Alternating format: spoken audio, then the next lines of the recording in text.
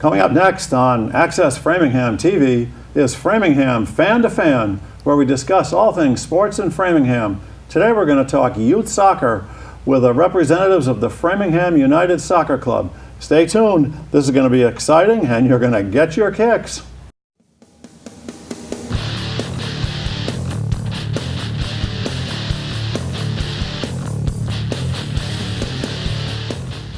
This is Framingham Fan to Fan on Access Framingham TV.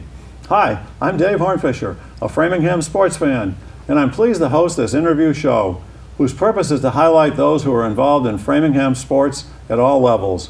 We hope through this show to increase awareness, fan support, and participation in these fun sporting events, and also to help to use sports to achieve our station's goal of building community. Today I'm pleased to welcome Don Wendt, a director of education at the Framingham United Soccer Club, and his son and daughter, and they're going to talk with us about Framingham United's soccer program. Yes. Don, welcome. Thanks for having me, Dave. Welcome to you guys. So Don, let's say, what's Framingham United all about? Well, we've started in 1975, and we're working to get kids started in soccer at the earliest level possible, around pre-K, we call it, around 4 years old. And then they build their skills early on, and then they start becoming more competitive around first and second grade and all the way up through high school. And you've got two living examples here of your own children. Yep, this is my daughter Sophia, who's 13, and Nicholas, who's 11. So what's been your soccer experience? When did you start? I started around 4. 4? Wow. That must have been fun to get out there when you were 4. Yeah, I think it helped me because when I just started, it was just like it started like a part of my life, and like I feel like I don't know what I'd do without it. Mm-hmm. And Nicholas, how about you? When did you start? Around 4 too. You were watching your big sister, right? Mm-hmm. Don't remember that though. You don't? Okay. And I thought it was really fun, and I wanted to keep on doing it for all my life. It's a lot of exercise. Good exercise? Yeah. So Don, let's just go get into a little bit of, you weren't a soccer player growing up. No, I wasn't. That's why I'm surprised I'm coaching and part of the board. It just, it's funny how it happened. How did it happen? When Sophia was going into 4th grade, they didn't have a coach. And another friend of hers on the team wanted to be head coach, and she asked me to be the assistant coach, and that's where it began. And then the next year, I think I was head coach of hers, and then I was head coach of Nick's since U8, since 1st grade. Mm-hmm. So now he's in 5th grade, so 4 years coaching the boys. And there's a lot of people involved in this. This is a big program. It's very big. I wish I had the exact number for you, but it's. I recall that there's almost 1,000 people involved. Yeah, easily from pre-K all the way up through high school. Definitely, big event. Yeah. And so people have to wear a lot of hats, and I have to digress for a second to show off my hat, because I got this hat in early November, and it's become stuck to my head. I can't quite seem to get it off. But the Red Sox wore a lot of hats and did a lot of things. So tell me about what some of the adults in this program do. Well, there's coaching, of course, and assistant coaching to help out. A lot of teams like to have a manager to keep everything as organized as possible, because make sure the soccer balls are there, and all the business. Kids know where they need to go for their games, what time to be there. It definitely helps a coach if you can get a good manager to get everybody organized. And then sometimes you run tournaments that cost money, so collecting the money for that, and waivers to make sure that and then that helps the coaches focus on being a coach. Sure. And get rid of all that ancillary activities. Mm-hmm. And then behind the scenes, we have important jobs like field directors who assign all of the fields for all of the teams, which is a big job. Boys directors, girls directors, and then age directors all the way down from pre-K up through high school. And there's treasurers to make sure the money's going the right place, secretaries, presidents, vice president. Well, not vice president yet, but we have, the president has to, after they have a 2-year term, and then the first year when they're no longer in term, they kind of help out the president for their Right. first year. So Yeah, and you said your title was the Director of Education? yeah, so What's involved with that? So a couple parts. One part is to get the coaches as educated on how to be a better coach as possible through the United States Soccer offers training through, most of them now are right on the websites, but some, so you can just do a webinar and you get certain coaches license as you go up. Even the highest level coaches have to have a coach's license up to an A level. Oh, really? Yeah, so we start around F, they used to call it, now it's just, they changed it up to, I'm drawing a blank of what it's called. So it's a little harder to get to be a coach than it was when you started? Or did you have to go through a training program, or just as a father who was interested? Just as a father that was interested, my dad coached me in football and in baseball, so that, you know, that was a special moment for me, and I knew that was going to be a special moment for my kids, so I wanted to do that for them. And it's really easy to be a coach right now because we're having a little trouble getting volunteers. It's harder and harder to get people to volunteer. We live a busy life, and it's hard, but I'll tell anybody it's vital. If you can get out there and coach your kids in any sport, you don't need to know it. You don't need to know what you're doing when you start out. You'll figure it out. And so what's the commitment of a coach? Do you practice once a week and have games, or does it depend on where you're coaching at? Or? When you first start around first and second grade, your practices are once a week, and we have a coach that runs clinics too to help you get started. Once you get into the travel level, your practices are required to be twice a week, and then that starts in third grade. Then you usually have one game a week as scheduled, but if they get canceled, like we had seemed like a million games canceled this fall because of all the rain, then you have to reschedule. Like last weekend, I had to coach 2 games just for Nick to finish off the season. But it's a great time. I'd recommend it to anybody that has the gumption. So what's it like having your dad was your coach at different times for both of you, right? So was it a lot of fun having your dad as the coach, or was that just, oh no, he's going to coach me all week about this? It was fun because I like practicing, and I'm glad that he learned how to play, because if not, he would still support me in it, but he wouldn't be able to help me practice and gives me tips. So do you have a goal in your backyard? Yeah. Yeah. Did you have he's been your coach a couple times, or? Yeah, for 4 years now, and I think it was really good because, first of all, I wasn't really shy with my coach at the start, because I knew him for a while. Sure. And at home, he tells people to go home and do something, and he can help me remind. So he came home with you. You didn't have you had your coach right there. Yeah. Okay. and from your standpoint, that's probably being very, very, very rewarding too, both coaching with your kids and even without it at a certain point, right? Yeah, and it's funny what you learn as you go along, and we deal a lot with the Positive Coach Alliance for Framingham United, which is an organization that's trying to help coaches and parents in how to coach your kids or how to treat your kids, because we're losing a lot of kids from sports around 13 years old, and kids are saying their worst moment playing sports is their car ride home. Because parents are going there telling them what they should have done, and they already know. They already know. So that where kids are quitting at 13-year-olds. It's really hard to get kids to play beyond. And we all know how important sports are for kids as far as keeping active and helping them with their education and staying in school. So that's some of the goals then of the program there. What are some of the overarching goals of the club with kids? So we want to win. We keep score when they get older.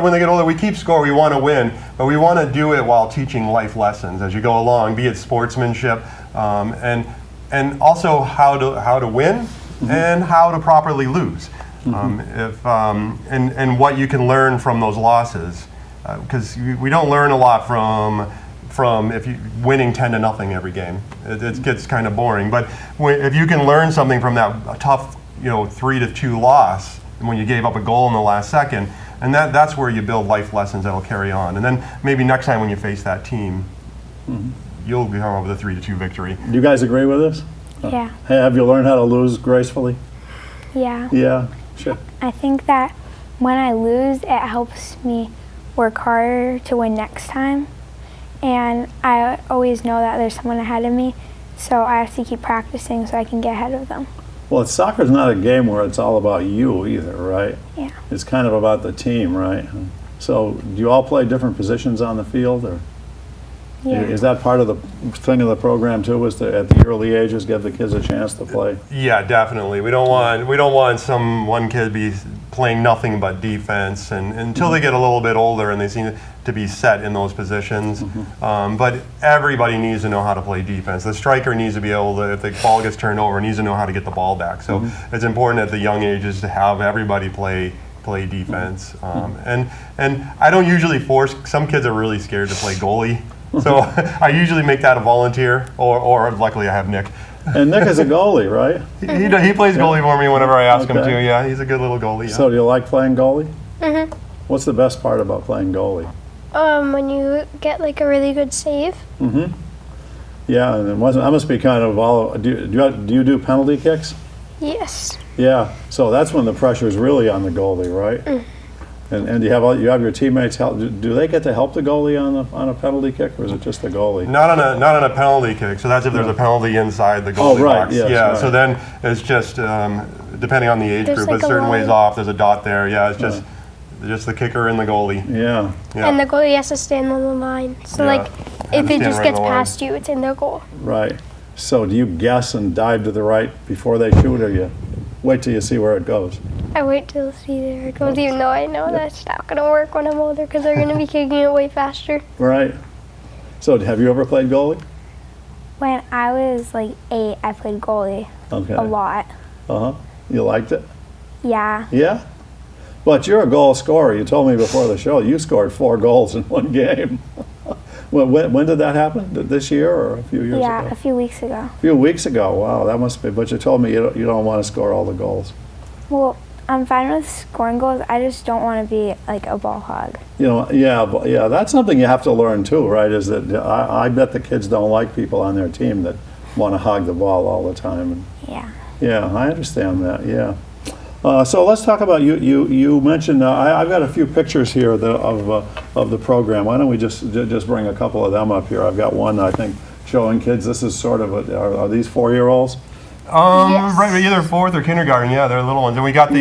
They must have been in October because they're wearing their pink socks for Breast Cancer Awareness Month. Oh, that's nice. So you do different kinds of programs then, like with that and with. Yes, we had the pink socks every October, and then we did the Why Not Devon socks last year, and that's sweet. kind of carried over this year. Yeah. And then here's an action shot of well, this is girls and boys, or is that 2 girls? I guess it's 2. Do you have any co-ed games? But they'll allow girls to play on boys' teams if they want to. I don't see it too often. I'm guessing that's a boy with long hair. Oh, that could be. Yeah. Okay. Right. And then I've got another picture coming up here of these are older kids now. Yeah, they're at least 8th grade. Yeah, Yeah, they're right. my grade. Oh, you know them? Yeah. Oh, okay. And this looks like it's pretty competitive. Who's the other team? Can you tell by the shirt? It could be Medway, but I'm not sure. Yeah. It's hard. There's a lot of light blues. Yeah, it looks like Medway and the guy in the corner. Yeah. Well, so the let's talk a little bit about the travel teams. Is that a tough decision for the league to decide which kids get on which travel teams? And, So there's tryouts every spring for the next fall's travel teams and their positioning. So, for example, in Nick's grade, there are 4 different levels of teams in the 5th grade. And it's sometimes when you do the tryouts, we have 2 tryouts for all the kids, and it's sometimes it's obvious which kids are going to be the one team, but then when it gets on the bubble, it gets kind of tricky by just watching these kids off. So we count on the coaches a lot to evaluate the kids and give us what their input is at that and when we're just not sure where they should fit, and everyone will tell you there's always mistakes, but it's a tough thing. Yeah. yeah, there's a lot of administrative work placing all these kids even on the local. So are you on both a local team and a travel team? If you make a travel team? Up to 3rd grade, we have intramural, and then Okay. and then up to 4th grade you have intramural, and then once you're in 5th grade, you have, if you're going to play soccer, You have to go make a travel team. So Yeah. after that, if you're not, well, with 4 levels of teams, that gives you a fair wide variety. Yeah, we didn't cut anybody for that Okay. travel, but in the younger ages, if they weren't, they would we would have the intramural option if they didn't make the team in 4th and 3rd grade. Yeah, it's a tough phone call to make. Yeah, yeah, I can only imagine. Yeah. So is there is the travel far? How far do you go for games? It's not usually too bad. It's Marlboro and Natick? Yeah, we were in Marlboro. Natick is always a big competitor of ours. I think we've gone to Arlington. Is probably one of the farthest places we've gone. And sometimes Mansfield. So it's not horrible. And then do you get any out-of-state tournaments? I think I heard some mention of that before. There's always, anybody can go in for any out-of-state tournaments. Like if you go to Okay. wegotsoccer.com, you can sign up for out-of-state tournaments. Okay. Yeah, so it's Do many of the teams do that then? not usually for town teams that I know of. Okay. For the bigger club teams where you pay a lot Okay. more money All for, right. yeah, you'll tend to see a lot more traveling. So do some of these players play on a club team in addition to this? Or? Yes, yeah, a lot of them do. Oh, And they really? tend to have their games on Sundays where our games are on Saturdays. So, Oh, yeah. Yeah, so, yep. well, let's just talk a little bit about with our two players here. So why do you do this? This takes a lot of time, right? Yeah. I guess I do it because it's fun and it's helped me. It's when I'm like sad or something, I go outside and practice and play because it helps me get my mind off things and it makes me happier. And you're 13, so you're in 7th grade? Or? 8th. 8th grade, okay. And so do you get to play soccer at school too? Or? Not until next year. Not till next year, okay. And Nicholas, what about you? What's great about doing this for you? I think it's like really fun. It's also motivational, and you can learn a lot from it. So as soccer players, are there things that you're really trying to get better at each year? Like what did you really want to do better this year? I wanted to dribble the ball and shoot it better. So do you practice that at home then too? Yeah, like every day I practice shooting. Every day, really? Yeah. And you got a little court, you got a little net in your yard, and this is some of the advice that your coach here gives you. She's moved beyond my ability to coach her now, so Really? I'm happy to say, yeah. Really? I give her tips every once in a while, but I think we just focus on just effort. Yeah, because that's where any kind of skill, she knows what to do out there now. Yeah. So let's just talk about a couple of your special moments. Anybody that plays sports, I've played sports for a lot of times in my life, and I can identify a half a dozen things that I tell my kids and my grandkids still about. You know, some good, some bad. What's one of your top memories there, Sophia? So in a tournament in Virginia a year ago, I played this girl in our last game. She was number 7, and she kept punching me and elbowing me, and she like kept saying mean stuff. So, but I tried not to let it bother me, and I kept fighting her off. I didn't let her score because she was striker and I was playing a defensive position, and we ended up winning that game. That's a great lesson. She didn't get any penalties for this. No. Do you get yellow cards and red cards, or do you do something? She got one penalty. Oh, she did? Yeah. Okay. But it was for a trip. He never saw Oh, okay. her elbow me. So she was pretty good too. Yeah. I have a memory like that when I was in high school. I had to defend a good basketball player, and he didn't score many points, and we won the game. And I didn't score many either, but I felt good about it. So, Nick, what about you? Mine was probably a couple of weeks ago when I was playing in goal. It was really muddy, and they shot, and it was like in the air, and there was no way I was going to save it, and then I saved it. Then how did you do it? Did you dive? Did you Yeah, jump? I dived for it. And you landed I on the blocked. ground? Huh? Yeah, I landed on the ground. And you got all muddy. And what did your mother say when you got home from that? She's probably used to it by now. That was a muddy game. So is being goalie a muddy job usually? Especially this year. This fall has been, yes. Oh, that's funny. So have you ever made a mistake in this game that made you feel like you had to get over it?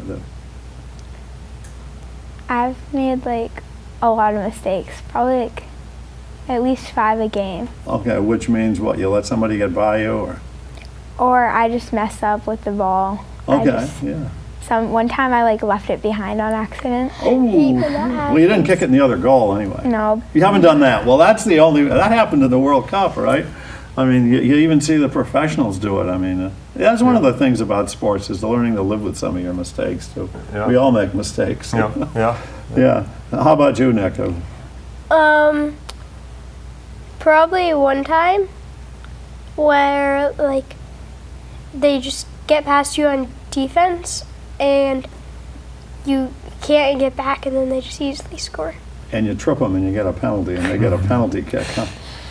Like being goalie, though, a goalie, every time they score, you must kind of feel like, oh, I should have stopped that, right? Oh, like that other game, the same game that I made that really good save. I had it in my hands, and it just rolled past me. Oh, no. I always tell my goalies, because they're hard to play, I always tell my goalies that it's never the goalie's fault. The shot should have never happened in the first place. Right. Yeah. It's a lot like, so do you play other sports besides soccer? I play basketball. You play basketball? Uh-huh. Yeah, you like just started.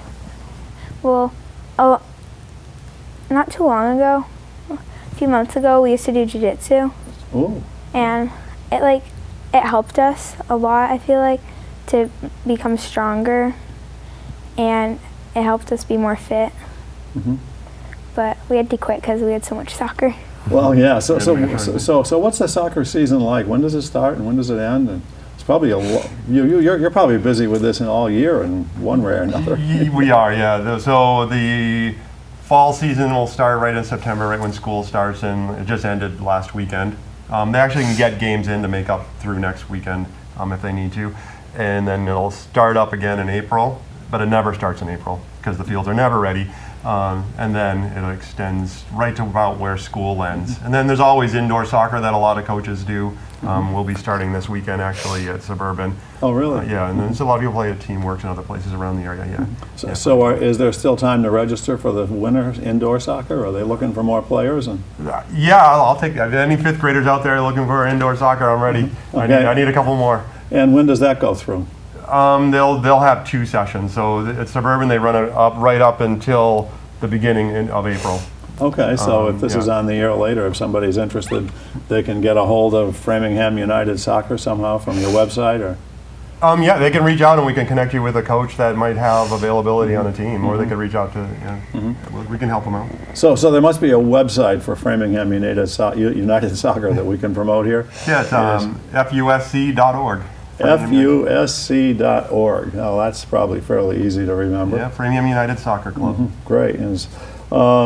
So in order to pull this together, there's probably a lot of fundraising and special events that have to happen over the course of the year, right? Do you have sponsorships as well? And Yeah, businesses in town? Yeah, so we definitely take sponsorships. We have, I can't remember them right off the top of my head, but yeah. Dick's Sporting Goods probably Dick's pretty Sporting Goods involved. definitely. Yeah. Do the Precision banks- Fitness Equipment. In fact, and every year we run the Columbus Day tournament. So What's the Columbus Day tournament about? the Columbus Day tournament, that's ours, right? Not Natick. Yeah, the Columbus Day tournament, we run a tournament right through Framingham for U8 and up. And it draws in towns from all over the place. It's our biggest money-making event. Really? Okay. Yeah, every year. Yeah. So that's around. So they have what? How many teams are involved? Dozens, hundreds, or from all over? Yeah. You're asking the wrong guy. I'm asking the wrong guy, but it's a lot busy. It's a lot. It's a lot. And It's this a is busy held day. at Bowditch and all the other. Not usually. facilities? Well, they'll tend to do a Friday night game at Bowditch, like a night game for the number 1 teams, but mostly at Merchant Field, where our main fields are. Where's But that? Merchant Field is on Merchant Road. In South Framingham? Yeah, it's South Framingham. okay, Yeah. So, and then we also play at a lot of the schools. Like we have fields at Brophy School and the smaller fields at Barberry. Sounds like you get a lot of support from the town as well. Oh, for sure, yeah.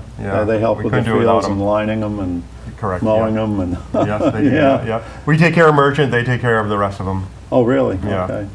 Are any of the fields non-grass? Are they artificial turf fields? We don't. Well, we don't have any turf fields that we can play on. Okay. Yeah. I know the high school has turf fields, but we're Right, not allowed yeah, to play on okay. those. Yeah. So the I know you had a kind of over the years you had a kind of an interesting program with the Revolution, and I think we've got a little bit image here of one of them coming up here showing one of their. I think this had something to do with promoting tickets. Probably not this year, but Yeah, that was last year. So usually every fall and spring, there wasn't enough home games to put one together for this fall, unfortunately, for the Revolution. So usually every fall and spring, they offer us discount prices, usually in the $25 range, up to $30, and it allows your teams a team bonding experience to come into Gillette Stadium, and they'll try to get your seats together with your team. And every spring, we get to use, just as Framingham Club, the Empower Fieldhouse. That's where the Patriots and the Revolution practice indoors. It's smaller than a regular field, but then we get to play all these soccer games in there. Last year, Brian Jones, our president, was working hard on the grill, making hundreds of hamburgers and hot dogs for a little tailgate session before the game, and it made it a really fun event. So that's a I had great Brian thing and for spring. Candace on last year. And Yeah, I remember. Yeah. And so have you guys been to any of these events down at Foxborough? Like all of them. All of them, Yeah. Yeah. So did you have any great memories from anything that happened there?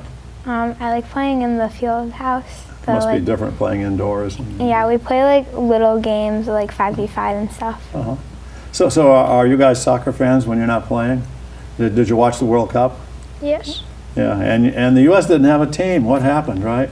They lost to the first team in the league. They lost to the worst team in the world. Oh my goodness! Well, they weren't the worst team to beat. No, they were worse. If you get beat by the worst team, who's the worst team? We're the worst team. You are. That's a trick question. That's only for the guys. So once it did get going, who did you cheer for? Brazil. Yeah. Brazil. But they didn't win either. You guys are the jinxes. I'm just teasing. No, but Brazil didn't win, and then France did win, right? Yeah. So did you have any favorite players? There was this guy in France, I can't remember his name, but he did really good All right. in Is two that the, games. like, He was like, 18-year-old? he's 18, yeah. Oh, I remember him. Yeah, I can't remember his name. Yeah. So but the U.S. women's team is good, Uh-huh. Yeah, and so do you have any favorite players on their team? yeah, Alex Morgan. Alex Morgan. Have you ever seen her play in person? No, No. I read a book about her, and we watched like a movie with her. Oh, really? Yeah. Oh, uh-huh. And we watched these episodes directed by her. Uh-huh. Oh, great. yeah, a movie that I like. So why is the women's team so good? Because girls are better Girls are better in the United States, right? everywhere. Well, but The if they were boys better flop. everywhere, then we wouldn't be the best. Well, Maybe it's because in this country, girls like you get to play. yeah, but because boys flop. They just fall down. Okay, well, I think we're going to pretty much have to leave it there. But is there anything I should have asked you about? We got about 10 seconds left here. Nothing I can think about other than you can still register for intramural play that'll start in spring, and then just come in and if you can come. FUSC.com. FUSC.org. .org. I Yeah. always forget that. Yeah. Well, this has been great having all three of you. Yeah, thank You you for guys have having been us. nice representatives of the Framingham United Soccer League. I wish you all the best in playing in the future. Keep having fun, learn how to lose, learn how to win, Yeah. and, you'll get your kicks. And all you people out there in Framingham TV land, get your kids involved. Get involved yourself. Go out and watch a game. Go out and volunteer. It's a great program. It's a lot of exercise. Your kids will love you for it. And we'll love you if you come back and watch Framingham Fan to Fan. We're on 4 times a week at 8:30 at night. So it's a lot of fun. And thanks so much for watching. Good night. We'll see you again.